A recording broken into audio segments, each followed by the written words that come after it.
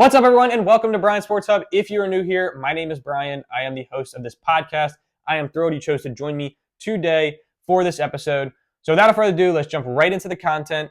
This episode is about the 2024 NBA Championship. This game, I'm going to start off with a little recap. This series began on Thursday, June 6th. Game 1 was held in Boston Celtics versus the Dallas Mavericks. This was not only hyped up because of the finals, but also because of the storylines between the players and between the franchises. So I'm just going to jump right in and kind of highlight a few of those right there. Beginning with the Celtics, the franchise itself was looking for their 18th championship win. This was meaningful in two ways. The first one being that it would break their tie with their hated rivals, the Los Angeles Lakers. And the second one being that they would now sit alone as the franchise with the most championship wins in NBA history. So very big for them, very big storyline. Going over to the Dallas Mavericks, as a franchise, they were looking for their second ever NBA Finals win, ever championship win. Their first coming 13 years ago when Dirk Nowitzki led them through a gauntlet to win their first over LeBron, Dwayne Wade, and the Miami Heat trio. So that huge powerhouse of a team.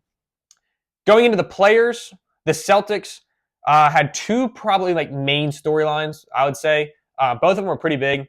The biggest of them both was probably Jason Tatum, Jaylen Brown. Can they finally get over that hump? Can they finally win a ring after being in the finals twice in their career, including this year, and being in the conference finals at least 5 times in their career, including this year? So big storyline there. The second one was Kristaps Porzingis, the center for the Boston Celtics. He's facing off in the finals against his former team. The fallout wasn't great. He got traded, kind of a little bit toxic, wasn't really fitting in. However, the owners wanted to describe it, or the GM wanted to describe it, of the Dallas Mavericks. So a little heat and chip on the shoulder there. For the Dallas Mavericks, there were two storylines as well. Can Luka Doncic continue his dominant beginning to his career? Luka just turned 25, I think in March, I believe, is a few months ago. And he's looking to add another achievement to his resume, which is already pretty impressive. He's been in the league 5 years, was drafted in 2019, and since he got in the league, every year he's gotten the accolade of first team All-NBA, and as well, he just got his first scoring champion this year, so adding a finals and possibly even a finals MVP would just make it probably the best start to a career ever.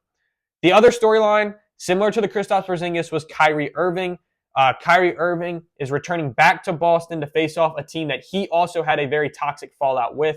So that storyline was prevalent as well. Another chip on the Dallas Mavericks' shoulder, specifically Kyrie Irving's, and another little bit of heat added into this finals series. So back going to game 1, as a recap, a lot of people, like I said, the series was hyped up. Luka Doncic, Kyrie Irving, can they continue their dominance throughout the postseason? And will they be able to kind of pass that juggernaut Celtics team, both on offense and defense? But at last, they did not in game 1. Game 1 went to the Celtics, 107-89 in favor of the Celtics. So not really shocking. Not many people were worried because the Mavericks had a history this postseason of not performing well in game 1, almost kind of like a planning game, kind of like getting used to the team they're playing. And then all of a sudden in game 2, they explode. And just lucky enough for them, the Celtics' history in game 2 for this postseason wasn't great. So going into game 2, a lot of people had hope. A lot of people were like, the Mavericks going to even it out. That did not happen either. Celtics took that game 105-98. So now the Celtics are up 2-0, heading to Dallas to start off the third game, where many people thought, once again, Dallas Mavericks have home court advantage. They have their fans. They now are down 2-0. You have Luka, an MVP candidate. I believe he came runner-up, or at least close to runner-up. So, they're thinking Luka's going to kind of right the ship. It's going to be 2-1. They're going to go into the fourth game, and everything's going to be okay. That did not happen. Celtics took that game as well. They stood up on Dallas Mavericks home court. They sat them down and said, nope, this is our game to take. We're going to take it up, take a 3-0 lead in the series. So now everyone's starting to get worried, everyone that picked the Mavericks, because there is a history in the NBA all time. The record is 156-0 before this series, and it marks how many wins to how many losses in a team that has gone down 3-0 has, or a team that goes up 3-0 has against their opponent. So in a little bit more of a layman's terms, basically in NBA's history, not including this finals, there have been 156 times that one team has won 3 straight games against another team in a series, and all 156 times the team that went up 3-0 won that game.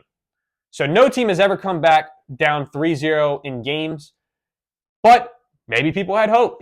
Some very few had hope that the Mavericks would do it. They're like, maybe they can. And they started off well. They had game 4. Game 4 in Dallas. They took it. They won the game 4 by 38 points. Everyone's starting to think, oh man, maybe you woke them up. Maybe this is the first team. Maybe they're that 156-1 instead of 157. But that fell short in game 5 when the Celtics took it back in Boston and won 106-88 and ended up winning the finals trophy. So at last, Celtics took the entire series, 4 games, 2-1. Mavericks were sent back home. They had a great season, but just couldn't seem to cap off the finals. But there were some top performers. Maybe not as much for the Mavericks, but definitely a lot for the Celtics that I want to point out. So I'm going to go right into them. Like I said, starting with the Celtics, the first one I want to point out is Jason Tatum. I feel like he's gotten a lot of hate. Not even I feel, I've seen that he's gotten a lot of criticism and hate from media, from fans, obviously on Twitter. And I really think that people really look at him as like he's a star. He should take over the game. But I feel like a lot of people forget that also as a star, you don't just have to take over a game, but you can also facilitate a game. You don't have to just score all the points. You can also just control the game. And Jason Tatum did a great job at controlling it.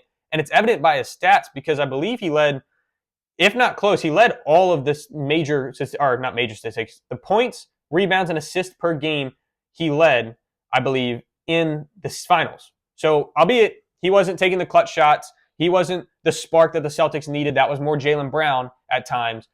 But he did really play his role really well.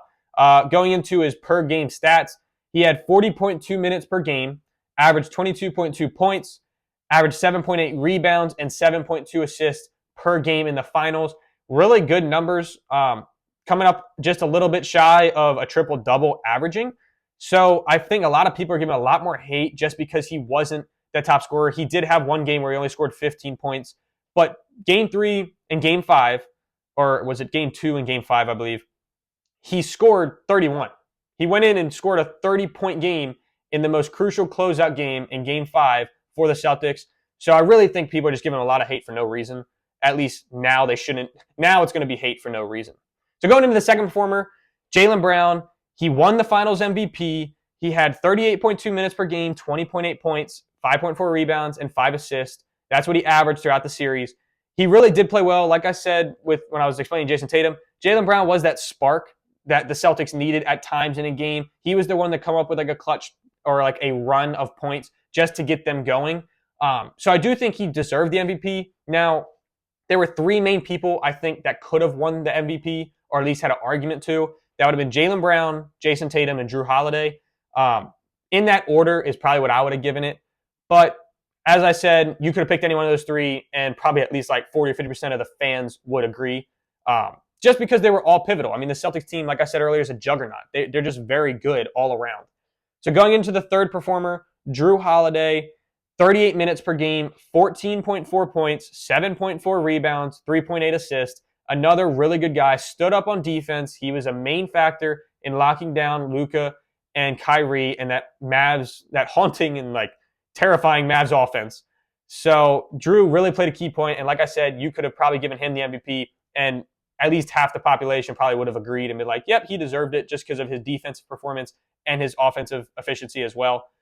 Going into the fourth performer that I want to highlight, it's Derek White. He's another one of those defensive-minded people. I mean, he's very good on offense as well, but he was another key factor in that defense that held the Mavericks to, I believe it was 4 games less than 100 points. So once again, another good player. He averaged 36.8 minutes per game, 13.8 points per game, 4.8 rebounds, and 2.6 assists. I mean, all these people are averaging really well. All these players are averaging really well. Derek White was another key piece in it. The last 2 I want to point out, one was due to injury. One was a bench player that had to sub in for the injured Celtic. It's Kristaps Porzingis and Al Horford. Kristaps Porzingis made his return in Game 1 after an injury that kept him out for 10 days or 10 games. I can't remember exactly what. They kept him out for a good portion of that conference finals. series. He only stayed in 3 games because he did get re-injured in game 2. It was an ankle injury that needs surgery. So he did average in those 3 games. He averaged 20 minutes of playing time coming off the bench, 12.3 points and 3.6 rebounds. The rest weren't amazing stats, but, those are some to highlight. He did, like I said, get injured in game 2, so some of these stats are hampered by that. But I do think he played well, at least in game 1 when he dropped 20 points to help the Celtics take that dominant first win. But his replacement that they used was Al Horford. Al Horford, who's 38 years old, he was coming off the bench throughout the season, had to fill in for Kristaps Porzingis on a freak accident. Kristaps Porzingis gets injured. Now you have to put in Al Horford as a starter. Not a bad replacement at all. So his stats throughout the 5 games, 30 minutes, 7 points, 6.2 rebounds, 2.6 assists, averaging per game. Another great player, and just shows you the depth that the Celtics had on their team this year. So those are my top performers of the Celtics. Going on to the Mavericks, there were 3 that I want to point out. 2 were kind of positive, 1 not so much. The first one, Luka Doncic. Luka Doncic is a superstar. There is no debate. He's arguably the best player in the world right now. And throughout the 5 games, he averaged 38.8 minutes, 29.2 points, which is astonishing, 8.8 rebounds on top of that, 5.6 assists, and 2.6 steals per game. That is an amazing stat line per game, amazing average stat line, just while also losing the series 4-1. I mean, this isn't like he had a dip in his playing style. His defense was lackluster, but his offense was just as good for the rest of the postseason. So I think a lot of people are going to not really realize just how well Luka did, especially because the Mavericks offense was held to so few points. But Luka Doncic was a top performer in the series, and may have been the second player ever to win MVP had Jaylen Brown not been so clutch and a top performer. But going on to the second top performer for the Mavericks, I would say Derek Lively. His stats weren't really, eye-popping. They weren't shocking. But I do like the one stat that he had. He made history in Game 4 of the Finals. He was the youngest player of all time to hit a three-pointer, so to make a three-pointer in the Finals. He's the youngest player ever in history. But he also made his first ever career three-pointer in the Finals, and that was the same 3. So in Game 4, I believe it was a corner shot or an elbow shot. He hit his only 3 of the season, I believe, and made it in Game 4 of the Finals, youngest player to ever do it. So I thought that was really cool to add in. His stat line, like I said, wasn't overly impressive. His rebounds were pretty good. He was 22.6 minutes per game, 5.6 points per game, 8.2 rebounds per game, and only averaged a little under half an assist per game. So like I said, not crazy, but I do think that three-pointer stat was pretty cool. The last one I want to point out is not really a positive performer. It was Kyrie Irving. He had a run like crazy in the conference finals to help the Mavericks go over the Timberwolves. He was doing really well in the postseason and just seemed to not really show up. I don't know if the Boston fan base just got in his head. I don't know if it was all the pressure. I can't explain why he didn't perform as well as he was in the other postseason games. But his final stat line on average was 39 minutes per game, 19.8 points per game, 3 rebounds per game, 5 assists per game. Obviously, if this wasn't Kyrie Irving, it wouldn't be an awful stat line for the finals. I mean, if you're looking at like PJ Washington, he drops this, it's not bad. I mean, that's like pretty good as a contributor. But being you're that second person, that Robin to Luka, you really it wasn't impressive, especially on the stage. So those are all my top performers, or at least notable performers that I wanted to mention. So now I'm going to head into legacy effect. By this, I just want to look at the effect that this game and this outcome has on many players on both the Celtics and the Mavericks. So once again, I'm going to begin with Jason Tatum. The main thing to me is Jason Tatum and Jaylen Brown finally get that first ring. They finally get that elusive ring that has been kind of running from them, or they haven't been able to grab or achieve in the last few years. Looking back on it, they've had 107 playoff games that they've played together without a championship ring. It's the most all-time in NBA. They finally snapped it with their win this year. But including this series, they had gotten two finals. They have gotten to the finals twice. They've gotten to the conference finals 5 times. Jaylen Brown getting there 6 times, being that he came in a year before Jason Tatum. So they were constantly in this position to win and just couldn't seem to get over that hump. And finally, 6 years into their respective careers, they finally get that ring. I think it's a really big legacy effect on them because now people can't say their name without saying champion after it. I think it's really good for them.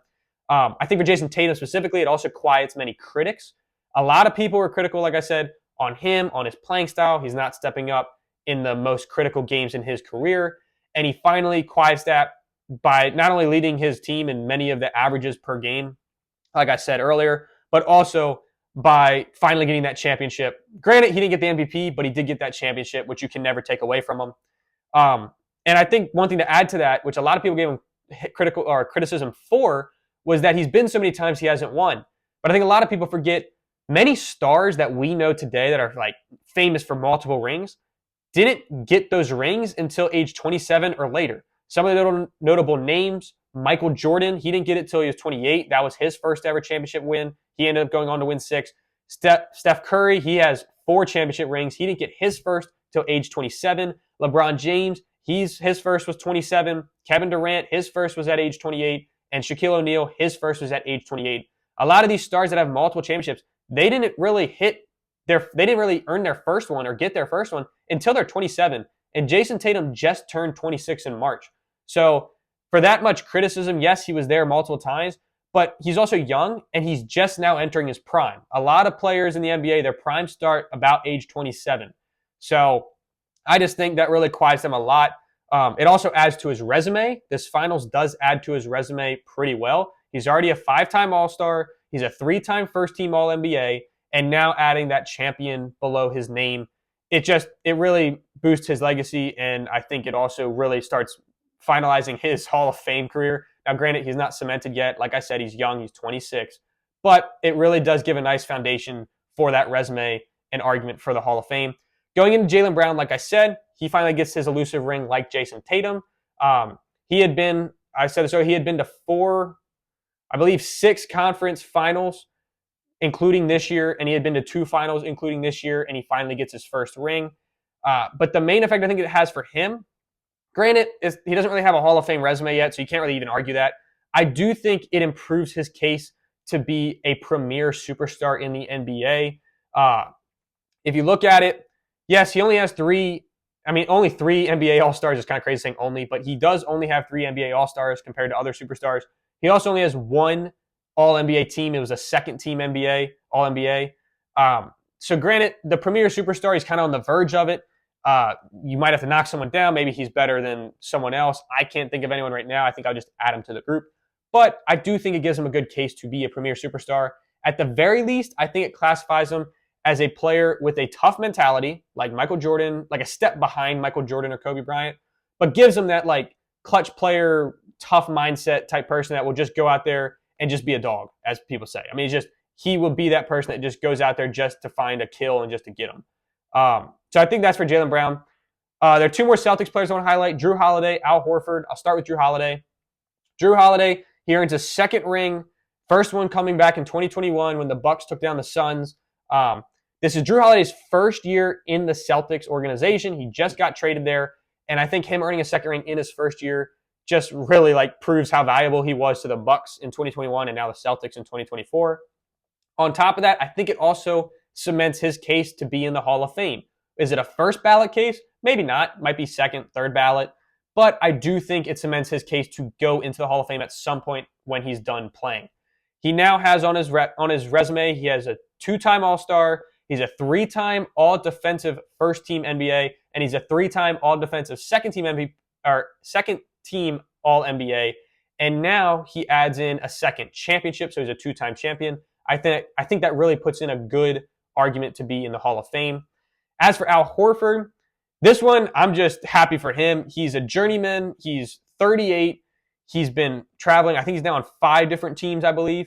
And to finally get that first ring after searching for it for so long, I think that's really good for him. And I think it's just a nice little touch to his resume as well. Heading over to the Mavericks, Luka Doncic, obviously the main superstar of the Mavericks. His legacy, I feel like it's not really negatively affected as much just because of his age and how dominant he's been his first 5 years. He turned 25 in a few months ago, like I said. Very dominant first 5 years. Every year he's made first team All NBA. So 5-time first team All-NBA player, and he now has the scoring champion to his name. He has a finals appearance to his name. It's not really kept in the record book or a stat book, but it is there. He does have experience now. And I honestly think at some point in his career, he will return. Will it be with this team next year?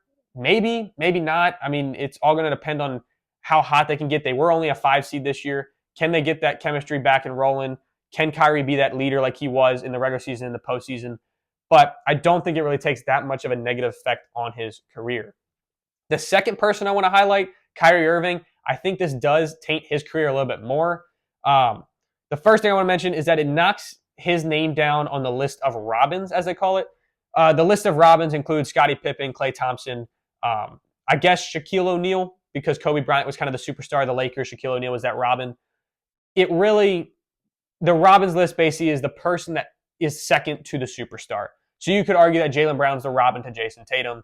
And like I said earlier, Klay Thompson to Steph Curry, Kyrie to LeBron earlier. A lot of people before this series were saying that Kyrie, if he wins this ring, should be the top Robin on the list, which I had a little bit of problem swallowing that information simply for the fact that you still have Scottie Pippen, who was a Robin to 6 Michael Jordan championships and Chicago Bulls championships. So really, I don't think it would have boosted it high, but I do think he would have been top 3, top 5 all time, being that he has 2 with 2 separate superstars. But at last, they didn't win, and I think it does kind of drop him a little bit on the list, especially considering his performance was so poor compared to the rest of his postseason, that it's like you can't say he's better than 5 people on the Robins list or 3 people on the Robins list because he hit away in the most important game of the season.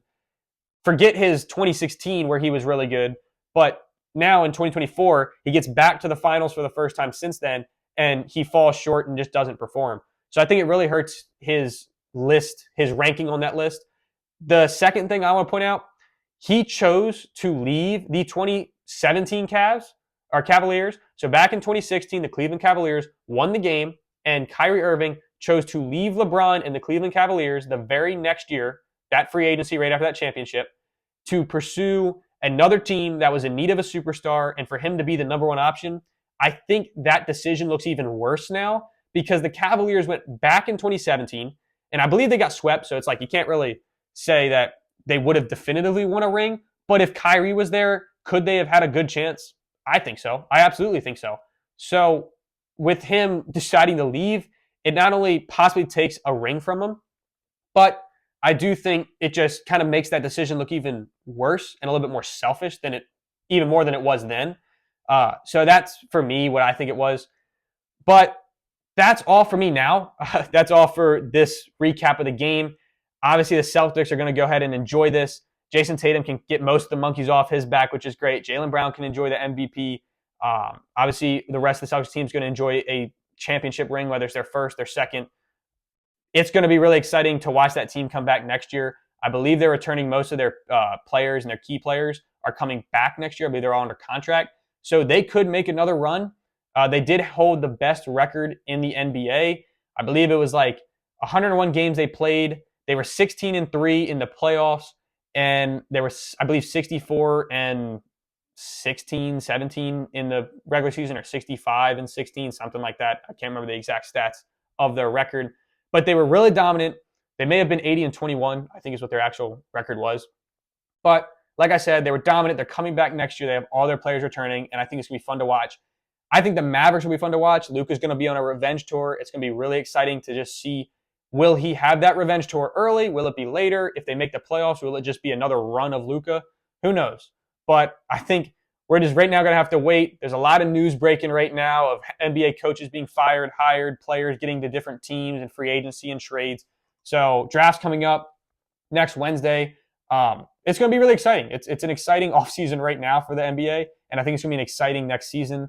So that's all for me right now. That's all for this episode. I want to thank you guys for tuning in. I really appreciate it.